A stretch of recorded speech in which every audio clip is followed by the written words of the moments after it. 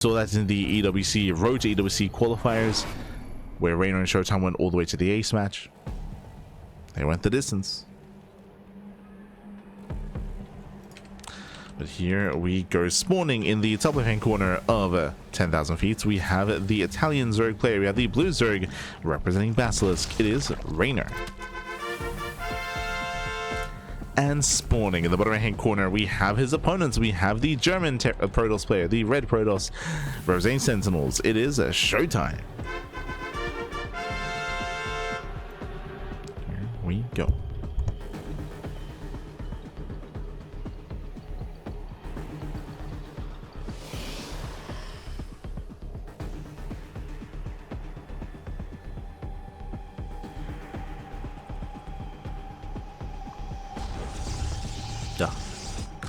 Here we go. We are going to be settling in. Welcome to 10,000 feet. 10,000 feet is one of the smaller maps of the map pool. Aggression is favored here on a map like 10,000 feet, and ShoWTimE has shown us that he's willing to be aggressive. I know that if you maybe haven't tuned in for quite some time, ShoWTimE, he has a big reputation for being Demar, for being the wall, and for a very, very long time he did do nothing but macro. He was a very defensive player, very macro-oriented player in StarCraft.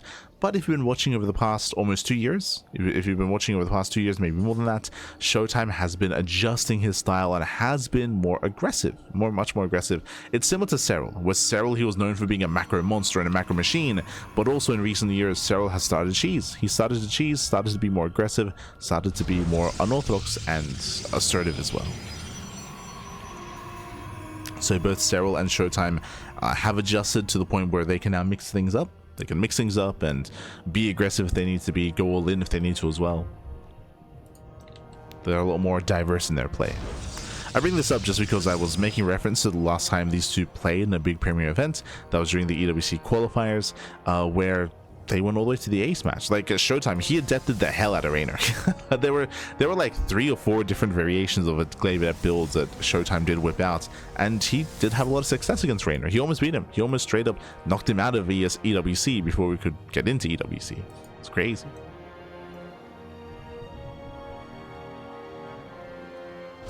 Here we go.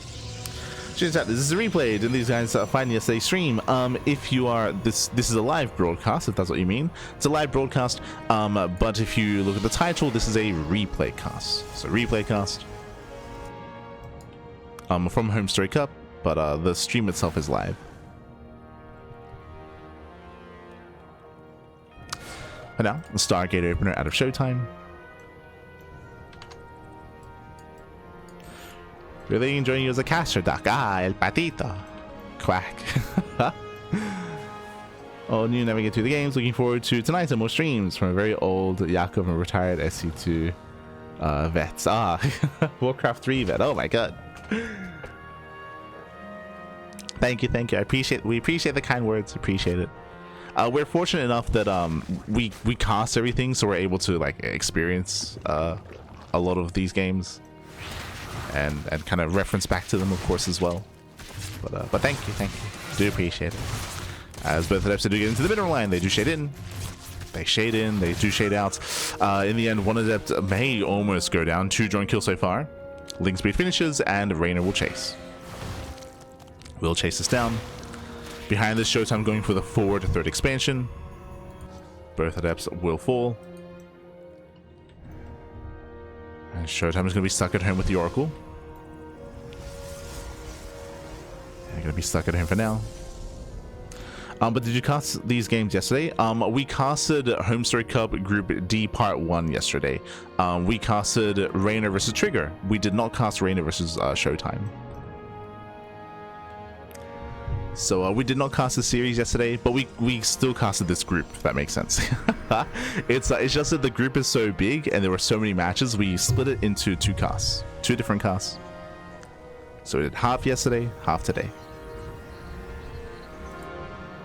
Yeah, it's all good.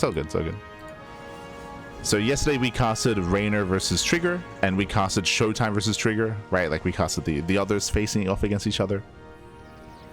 I think we might have casted Skills versus ShoWTimE.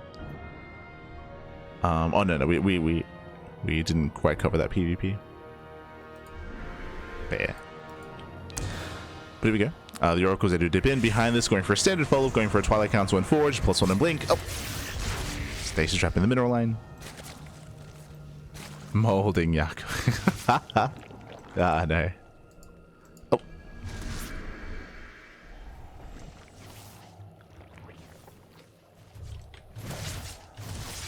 As ShoWTimE does attempt to find some damage here and does overextend. Oh my god, the Oracle barely gets away. Does pull out. No major damage yet so far, and the 3 drones have gone down. So nice defense here by Reynor, but a very chaotic defense as Reynor's going into a faster lair. Now, did go for a safety Roach Warren, so if there were adepts on the way, he'd be ready for it.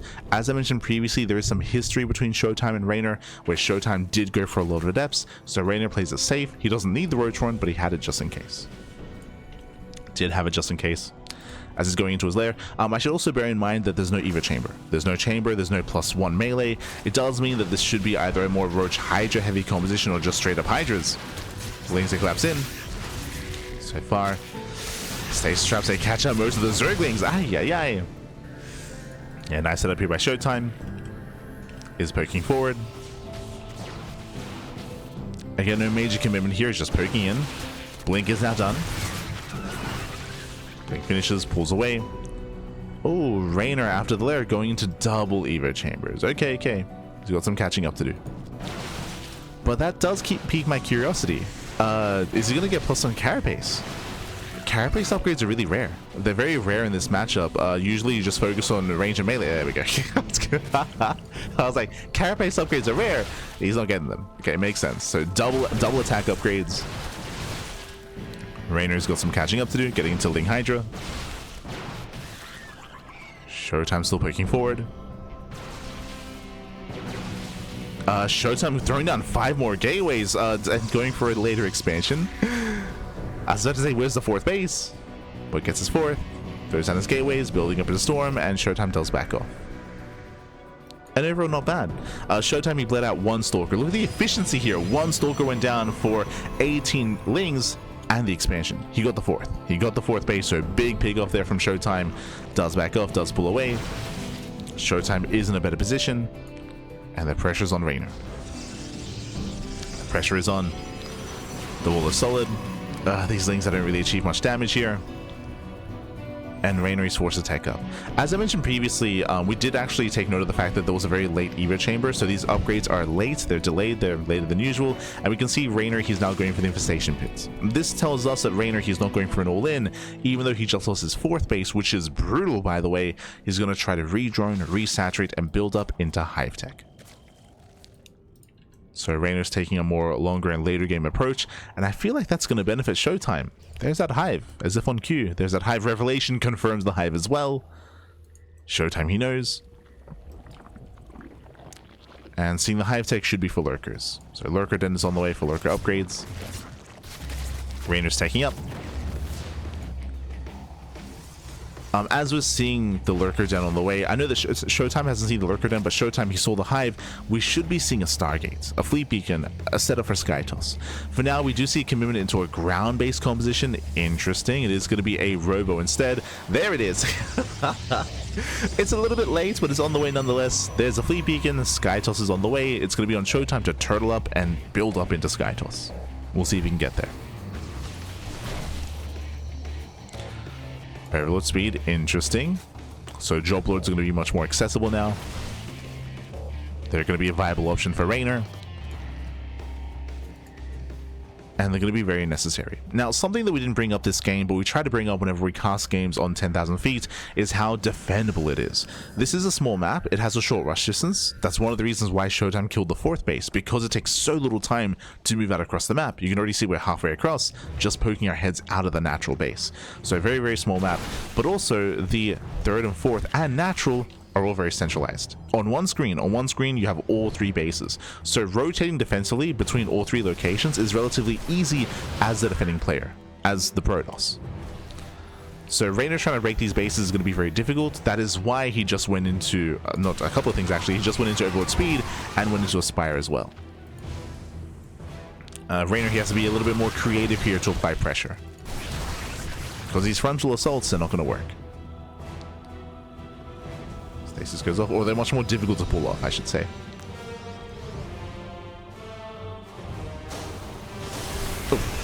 Storms, they soften up the Lings. Tempest production has begun. Reynor getting ready with his own Corruptors.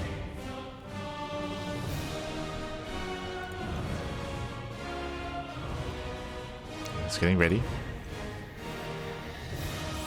Here come the drop lords. As we mentioned, we got to get creative, and the goal here should be to June drop into the main, to bypass the sim cities, to bypass the terrain, and to dive into bases. It's going to be risky. We'll see if we can pull this off. Lurkers, they pick forward. Lurkers with range, I believe they can hit the mineral line, so this position can be abused, but it goes both ways. Tempest have arrived, and they get one. They get one lurker, they get two. They two lurkers going down. Gonna get us to 3, gonna get up to 4. These are expensive losses here for Reynor. They are expensive. At the same time, June drop into the main. I believe that is 3 lurkers. Yep, 3 lurkers moving in. And there is a safety cannon. At least there's 1 cannon to buy time. More cannons on the way. And there's a reactive warp in. Yeah, no recall. There is no recall, but the cannon does provide detection. Gets 1. Yeah, gets 1 lurker. There's still 2 left. Ooh, and this is getting a hand here. This is getting a hand. The Archons, they do race back home to defend. That's 12 probes going down. Yeah, brutal damage. Lurkers, they try to pick forward. The main army does hold. And again, the ZvP, as we're overextended with the Hydras. Yeah, Hydras, they move in. So many Hydras go down. They need buffer. They need some kind of support here. Oh, speaking of, here come the Zerglings. Zerglings, they do support. And you can see that ShoWTimE, he just shuts down the main push, but the harass did kill 14 probes, right? That was a lot of economic damage in the main. And ShoWTimE, he needs spotter pylons. He needs something to give him a heads up as to another drop, because the overlords, the drop lords survived. And Reynor, he's setting up for another drop. This can get out of hand. Second drop is coming. Now, when it comes to the main armies, ShoWTimE, he's almost perfected it, right? We've got Tempest, Mothership, Storm, Archons. Like, this is what you want. And we might just come into a base trade. Oh, lurkers, they're ready on the high grounds. We have 7 lurkers.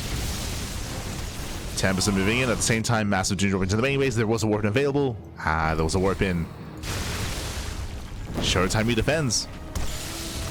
That's the dangerous thing about maxing out. If ShoWTimE was maxed out at 200 supply, then he couldn't warp in. He wouldn't have the free supply to do so. So crucial that he had that available. Lurkers that move in. Massive Storm. Yeah, Storm lands. Corruptors, they catch some reinforcing Tempest. Oh, but the lurkers, they all go down. Yeah, massive pickoffs. Every lurker will fall. And ShoWTimE is on it. ShoWTimE, he's just broken the back of Reynor. Reynor is down to just Corruptors. There's no more lurkers. How do you deal with the Archons? What's the answer? Yeah, what's the answer to the Archons? You have Lings, they're dropping into the 3rd base. Probes are going down. But the main army cannot be dealt with. Like, there's just no answer. There's no answer for the main army. The Lings, they try to collapse in. They do get the cloak gets activated.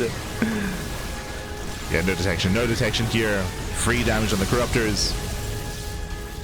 Down to 3 Archons. Okay. Only 3 Archons left. Lings have been cleaned up. And ShoWTimE is reinforcing. Yeah, here come the reinforcements. The mass wave of Zelts are on the way. He's got his charge left. The Prism as well. He can warp in more Archons, which is what he's really missing. Oof. Oh my god, a brutal storm of the Corruptors. And ShoWTimE is just snowballing out of control. He's busting into the natural. Getting into the mineral lines, and again, as we mentioned before, once the lurkers went down, that was game. Like, there's just nothing left. Reinforcements, they have arrived from across the map. And the final fight here, GG gets called. ShoWTimE, he takes game number 1. He takes a lead in the series. GG. Whew. GG, well played. ShoWTimE does take a lead. It does take down Reynor here in the first game. Again, Reynor, he was in a very, very rough position here, winding it back. I should have given a little bit more emphasis to him losing the fourth base. Losing the fourth base, losing momentum, losing drones was a shaky start from Reynor, and you saw that he made the decision to turtle up and to tech up in towards Hive Tech, in towards Lurker Tech. What's really important is that ShoWTimE saw that. Remember, we pointed out with the Oracle. The Oracle moved in, the Oracle got the revelation, and he saw as soon as that Hive started morphing in. Once he saw the Hive, he knew, okay, Fleet Beacon, second Robo, build up into the late game, build up into Skytoss. And we also mentioned that the map was also favoring that defensive play as well from ShoWTimE, where he would not be broken on 4 bases, except for drop play. And I do want to give a shout to Reynor. He did achieve a lot of damage. He killed 14 plus probes. A lot of damage was dealt by the drop play, but he could never deal with the main army is the issue. He was doing amazing harassing, but that main fight, that main army, Reynor, he just couldn't deal with it. Couldn't deal with it, couldn't handle it. GG. GG, well played. With that leads us here into game number 2, going to be loading into Winter Madness. Let's go. Going to be loading in.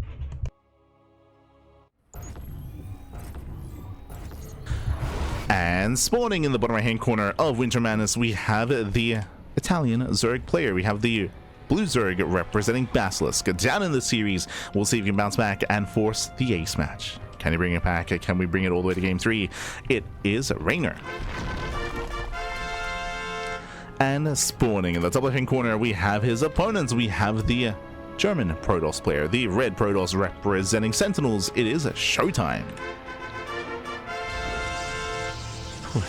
Here we go. Here we go. We are getting into game number 2. Now, coming into the second game, I will say that this map is going to be a little bit different. Welcome to Winter Madness. Winter Madness is a much, much larger map of the map pool.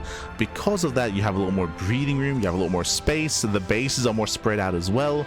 Even though I would say that it's relatively easy to get up to 4 bases and 5 bases, the reality is you're much more spread out, right? Your third, your triangular third base, your linear fourth base as well. Your bases are much more spread out, so the aggressing player, imagine Reynor having map control, rotating back and forth and going for run-bys and not being forced to rely only on dropper lords, has a lot more potential to pull apart the defending player. So coming into the late game scenario here, Reynor, he'll have more options, much more options to be aggressive, to find damage, and to be more active here on Winter Madness if we get there. True, like, I don't want to get ahead of myself. That's something that you can kind of, that's one of the pitfalls you can fall into, is like, oh, I'm loading into a macro map, let's be greedy, and then bam, Glaive Adepts. Like, that's, and again, ShoWTimE, he's proven that he can do that. There's a reason why Reynor, he went for a safety Roach Warren last game, because you don't want to get caught with your pants down. You don't want to make assumptions, not against ShoWTimE. So we gotta calm down. Of course, there's always room for risk, and you can always cut corners and gamble if you wish, and it can work out well for you as well, for sure. For now, Hashcast Pool, a standard opener out of Reynor. We're expecting once again to see an earlier Roach Warren out of Reynor. He might go for an earlier, no, you're true, I would actually say earlier Eva Chamber would make a lot of sense here. Earlier chamber into earlier upgrades. But we'll keep an eye on Reynor. Likewise, Stargate open out of ShoWTimE. Opening up standard, getting to a third base, and building up into the mid game. The big kind of sign, or the big first tech structure that we're going to be looking for here is the Twilight Council for ShoWTimE when he throws it down. Does he throw it down as the third base is finishing, as it's starting, or even before the third expansion?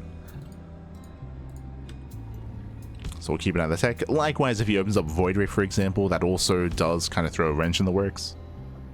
So ShoWTimE has some options. And it is going to be Oracle. So Oracle first. Reynor back at home, going for his third, droning up.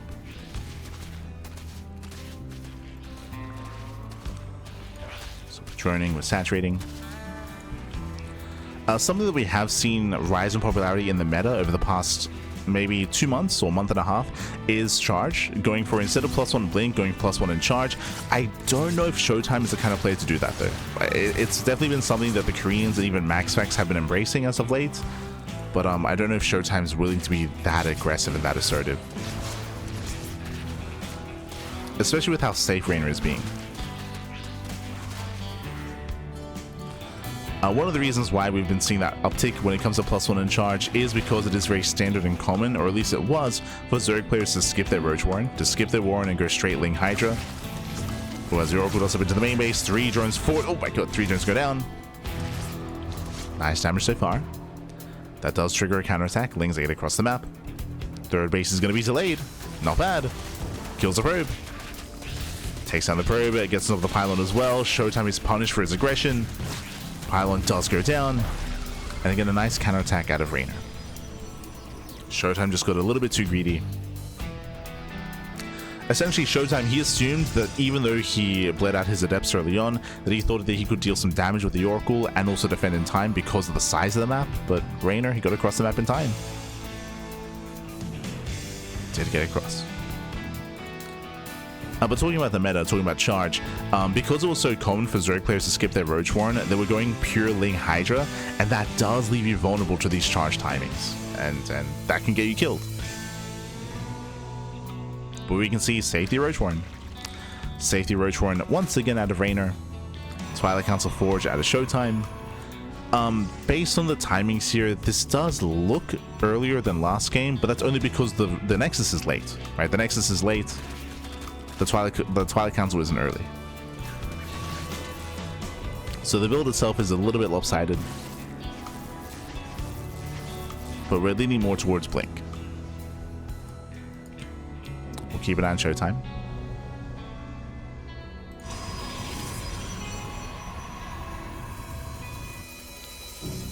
So now we're joining, saturating, Reynor claiming his 4th base. Yep, there. Oh, never mind. Did you see that? For a moment there was +1 in Blink. Cancelled Blink, going into charge. Okay. Now, once again, I guess what we just mentioned is applicable here. So I was curious if ShoWTimE was embracing this new kind of meta and this new trend of rushing into charge. The answer is yes. The answer is yes. He's willing to do so. Once again, Reynor has the tools to defend. But even though Reynor has the Roach Warren, will he make Roaches? That's the better question. Nice round. Oh, good. Lings, they surround. They shut down the Adepts. Where are the Oracles? They're racing back. Oracle's out of position. Once again, ShoWTimE is punished. And did you notice? ShoWTimE, he warped in the Stalker. That was very intentional. Very, very intentional here. Warping in Stalkers defensively is typically indicative of +1 and Blink, right? You can even hear warping in a second Stalker. Really, he's faking out. He's trying to fake out. Ooh, the Prism got seen. Yeah, the Prism was scouted, and Roach production has begun. Reynor, sorry, ShoWTimE, he almost sold the story, pap. He almost sold it. But the Prism has been seen, Roaches are on the way, and Reynor, he should be ready in time. Reynor even going for Overlord speed, indicative here of a counterattack of Drop Lords over German Taxi. So hyper aggression out of Reynor. This is really smart. One of the downsides, one of the biggest weaknesses of charge is that charge is not ideal defensively. Ideally, when you're defensive and when you're playing against an all-in, you want mass amount of Blink Stalkers to blink and to be as efficient as possible because you're up against an all-in. The problem with Zealots in a defensive position is they're one and done. The Zealots, when they charge in, they will die. And as a defending player, you cannot be wasteful with your army. You cannot be wasteful with your warp-ins.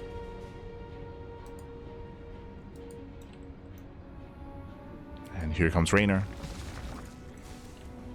Again, you can see here Reynor, he's been purely making nothing but Roaches once he confirmed the build.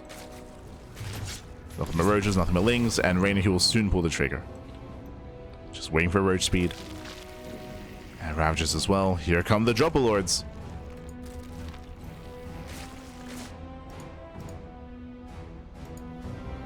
Dropper Lords are morphing in.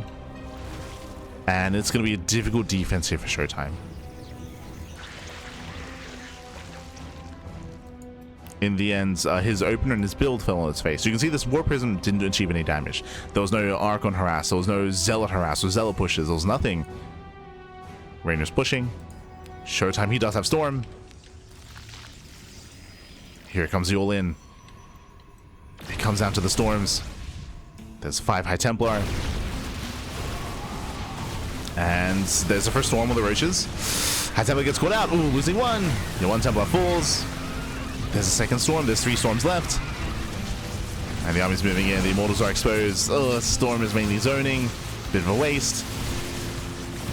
We're down to, I want to say, 2 more Storms. Nice connection here on the Ravagers. Okay. Very... Oh, my God. Very nice storm towards the end. Ravagers are being softened up. Queens are going down. Can we land another storm? We can! Oh my god! And ShoWTimE holds. Yeah, ShoWTimE so far he's holding on, but does he have another storm available? He does! Another storm lands. Expensive velocity for Reynor. Every queen goes down, and the storms, they just keep on landing. Ay, ay, ay. They keep on landing, and you know what's interesting here, and if you notice, but we have not been warping in many zealots. Not many zealot warp-ins. We've been making double immortal, 2 immortals at a time. Double road production. We've built up to what, 6 immortals? Jesus. It's been mainly an immortal storm defense. So getting a really nice reaction out of ShoWTimE to not waste money and waste resources. Even here, warping in 6 High Templar. Jesus. Ay, ay, ay. And the all-in has failed. The all-in has failed. Reynor, he backs the hell off, and Reynor is in a very rough position. Ay, ay, ay. Now remember, the soup does lie. The supply is artificially inflated. Oh, it's inflated because of the roaches. Roaches, they do take up more supply. The supply inefficient. So because of the roach heavy composition here, the army looks bigger than it really is. That's why the all-in has failed. As we have a hyper-efficient composition for ShoWTimE. Not just that, the drone count is also deceiving. Reynor, he just now joined up to 86. But what's important though are the upgrades. 0-0. 0-0 upgrades. Hive just began. Hydrogen is on the way. The reason for this, the plan was never for the game to last this long. The game was not meant to last this long. Everything here is very late. And ShoWTimE is outscaling. ShoWTimE has a superior army. So what does Reynor need? He needs to buy time. He has to buy as much time as possible to catch up with upgrades and catch up in tech and get to lurkers. The wall! Oh no! Oh my god. The wall does close up. He's not hero baby, but at the same time, ShoWTimE is distracted. A big distraction. 4th base is under threat. Storms are coming in from behind. We'll lose 2, maybe 3 High Templar. Yeah, 2 Templar go down. Nice big offset of Reynor. At the same time, Zealots hit the mineral line. Drone's going to be going down. And Reynor, he fails to break the 4th base. As ShoWTimE defends, even gets across the map. And ShoWTimE is pushing. And we spoke about this. Reynor, he has to buy as much time as possible, but here comes the army. And ShoWTimE is breaking out across the map. Ravagers are exposed. There's no banelings here. Oh god, that is a death blow of an army. How many immortals? 9! We got 9 immortals, soon to be 5 Archons, 5 High Templar, at least 5 Storms. Biles, they do graze the army. They graze the army at the same time. Lings, they get across the map, going for the 4th base. Oh, nice storm. Nice storm. There are Zealots at home to defend. Lings, they do nothing. ShoWTimE has got Zealots. And base is going down. Now, here come the lurkers. We got 2 lair tech lurkers on the way. That's the hope. That's the Hail Mary play. Reynor, he had to buy time for lurkers. They're coming. 7 lurkers are morphing in. Technically, he might be able to hold on with this if they finish. And he might be able to. Ravagers are buying time. Biles are zoning away. Lurkers are moving in. Nice catch here with the Biles. Oh my god. Almost getting an immortal. Lurkers are revealed. The High Templar. Oh god, no. Templar, be careful. Pulls away in time, and now we're getting to Sky Toss. So Reynor, he has defended, but at the same time, Zealots, they do push in towards the natural, sniping the infestation pit. Pit goes down. Pulling Reynor apart. Yeah, Reynor, he's not out of the woods yet. Losing a lurker. Show such revelations.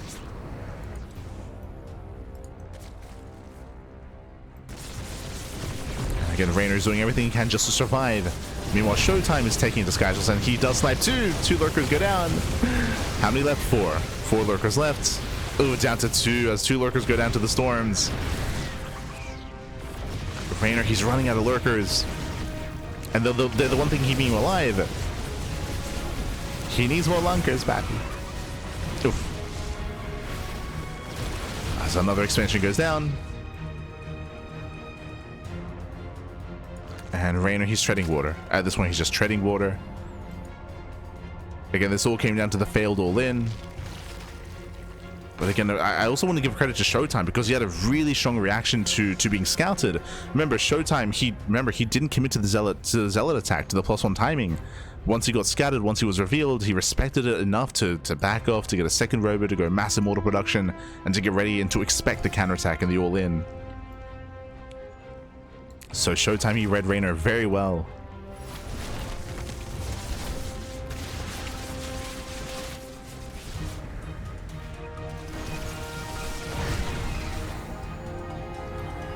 As again, Tempest are revealed. Right now, there's no good answer for Tempest. At the moment, Reynor's main focus is getting lurkers out to survive against the ground army, which means there's no Spire. Right? There's no Spire, there's no Corruptors. He went double lurker deck. That's how much he needed his lunkers, Vappy. Oh, going for the Nidus? Okay. Never mind. Boys have been pulled. ShoWTimE is maxed. Yeah, ShoWTimE is maxed out, so limited warp-ins. But the Nidus is denied. Oh god, god. Brutal Storm of the Ravagers. Tempest, they bully the army. Just getting free shots off.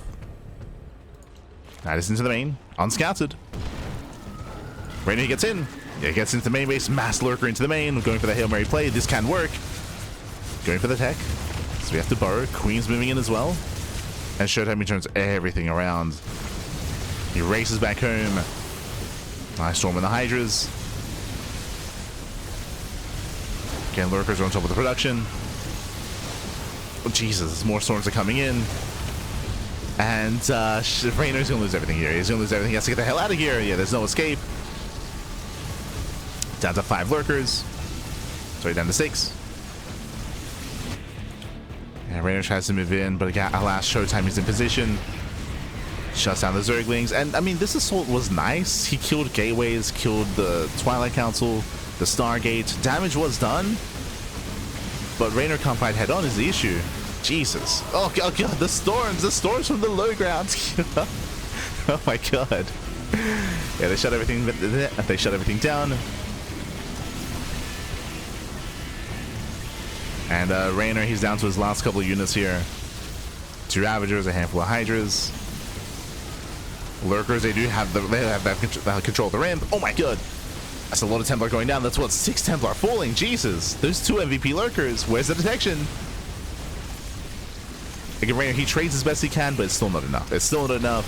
GG gets called, and ShoWTimE will claim the series 2-0, taking down Reynor. GG. GG, well played. ShoWTimE, calm down, Bobby, calm down. ShoWTimE does pop off, does take down Reynor 2-0. Strong showing here by ShoWTimE. And I don't want to say that Reynor played poorly here, especially game 2, right? Like game 1, sure, right? It's like game 1, we had very little room for error, as we had ShoWTimE being more aggressive early on, catching out the Lings with stasis traps, killing the 4th base and setting the pace, and also scouting his opponents. But coming into game 2, Reynor, he was able to scout, confirm the prism, identify that it was going to be a charge base opener, and react with an all-in. I'm on board. I'm on board with his reaction, with his scouting.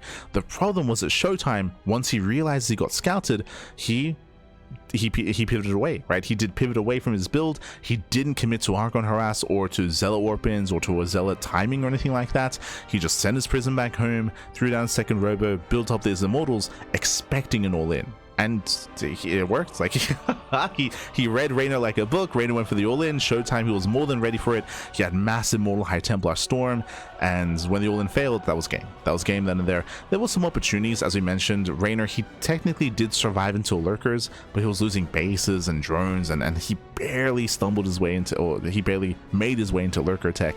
And even as he did that, ShoWTimE was even 1 step ahead into Skytoss. So ShoWTimE just got further and further ahead. GG, well played. ShoWTimE does claim the series, and with that, let's catch up on the bracket. Let's go. So we have a very unique situation here, and I do have to set up the matches, but let us head on over and catch up on that bracket. Okay, so these are today's matches here. So ShoWTimE, he 2-0'd Reynor, Reynor 2-0'd Skillous, and Trigger took down Baby Marine. So we did have some people asking about yesterday's matches, of course, and very quickly here, bam. These were yesterday's matches. So we had Trigger taking down Reynor, we had Skillous over Baby Marine, ShoWTimE over Baby Marine, Reynor over Baby Marine, ShoWTimE over Trigger. there were a lot of matches. It's round robin. It's a round robin group stage, and Group D was very, very intense. There's a reason why we did split this up into 2 broadcasts to cover all of these matches. And at the end of the group, we had a 3-way tie. We did have a 3-way tie here in the group. In Group D, so we have a bunch of tiebreakers to confirm who makes it through. Now, the way this works here in HomeStory Cup, it's very brutal, it's very cutthroat. Out of all these groups, which have so many players, only the top 2 advance on into the playoffs. Only top 2. Now, 1 player made it through without dropping a single map. That was ShoWTimE. Sorry, I say map. A single series. ShoWTimE, he popped off. ShoWTimE, he took down Trigger, Skillus, he took down Baby Marine, he took down everyone. Reynor as well, as we just saw. So ShoWTimE confirmed his place as number 1, right? He made it through the group in number one place. Meanwhile, we had a 3-way tie between Reynor, Trigger, and Skillus. Reynor, Trigger, and Skillus, it was like a perfect tie when it comes to map score, and when it comes to head-to-head, and when it comes to series, like it was just a perfect tie between Reynor, Trigger, and Skillus. So we have a bunch of tiebreakers. Oh boy. So we do have a bunch of tiebreakers here. One moment as I quickly... There we go. So we have a bunch of best of ones. I'm going to be setting them up here. But essentially, Reynor, Trigger, and Skillus, it's going to be a battle royale between the 3 of them with purely best of ones to fight for 2nd place. Who comes out alongside ShoWTimE? It's going to be one of the 3. So we're going to be cutting to a short break. Going to be setting up here for Reynor versus Trigger, Trigger versus Skillus, and for Reynor versus Skillus as well. 3 best of ones. Let's go. So we are going to be cutting to that break. And we'll see you soon. We'll see you soon after the break. See you soon, Pappy. See you soon. Give us some time.